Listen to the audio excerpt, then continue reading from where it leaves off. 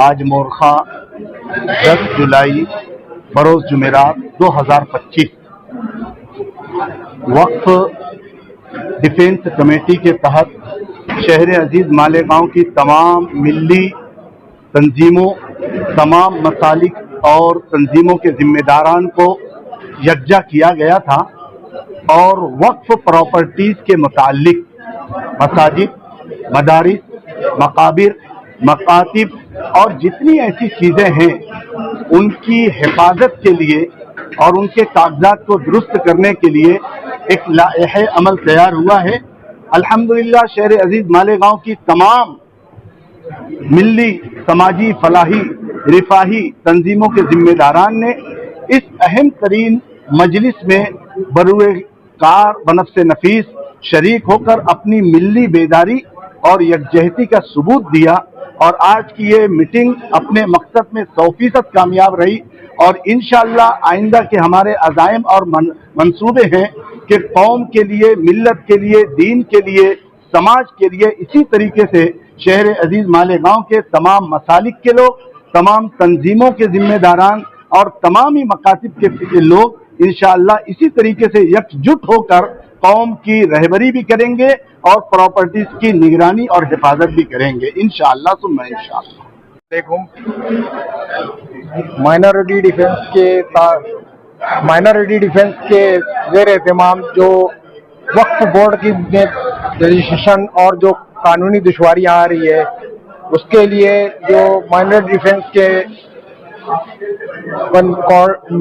Convener جناب شیخ آصف صاحب اور کوآرڈینیٹر جناب مستقیم ڈگنیٹی صاحب جو اپنا قدم اٹھائے انہوں نے، اس کے ہم بہت دلی استقبال کرتے ہیں اس کا، اور دعا کرتے ہیں کہ اللہ تعالیٰ ان کو اس کام میں اور مدد فرمائے اور ان کی طاقت اور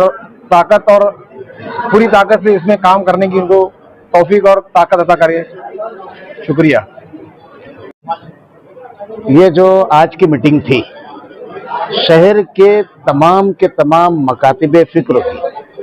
عبادت گاہ کے سلسلے میں اور شہر پہ آئے ہوئے ایک بہت بڑا مسئلہ جو مائنرٹی ڈیفنس کا ہے، الحمدللہ پورے شہر کے تمام دینی جماعتوں نے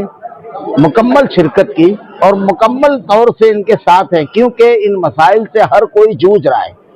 اور یہاں پر صرف مسائل کی رونمائی اس کو بتانے اور اس کا ڈھنڈورا پیٹنے کے لیے نہیں بلکہ ان کو مسائل کو حل کرنے کے لیے عملی اقدام کیا جا رہا ہے۔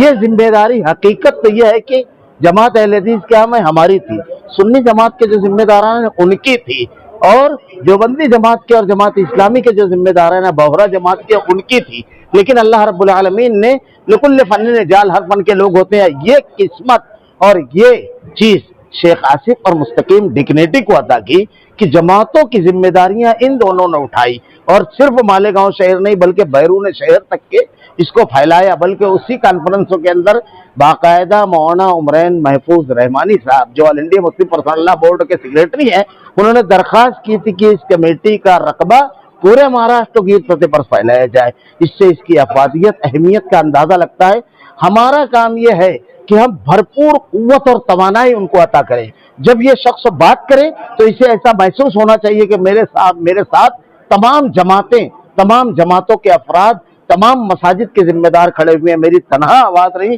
پورے مکاتب فکر اور تمام دینی جماعتوں کو ذمہ داران کی آواز ہے، اور اس سلسلے میں ہماری طرف سے مکمل تعاون کی یقین دہانی کرائی گئی، اور یہاں بھی کرائی جاتی ہے، اور ایک اعلان بھی اس سلسلے میں کہ تمام کے تمام لوگ اس کانفرنس میں شریک ہو کر کے اپنے ملی اور دینی بیداری کا ثبوت دیں اور اپنی عبادت گاہوں کی حفاظت کے سلسلے میں اور اس شہر پہ آئی ہوئی مصیبت کے سلسلے میں جو SIT کی ہے، اس سلسلے میں اپنے